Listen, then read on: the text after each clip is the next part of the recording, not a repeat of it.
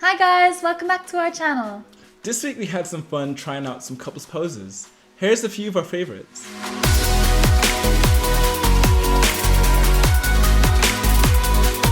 We wanted to start off with some fun shots to get us laughing.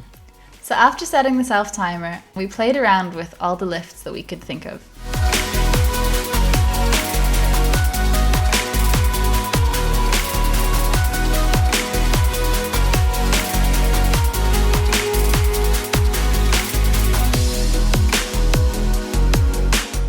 Head to head is a great pose if you're taking pictures of a couple who aren't used to being in front of the camera. All they have to do is lean in, close their eyes, and let you move around them.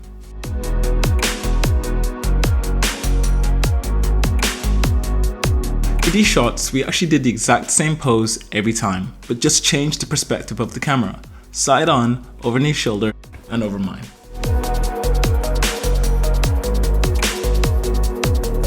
Thanks so much for watching guys, and please make sure you like, comment and subscribe.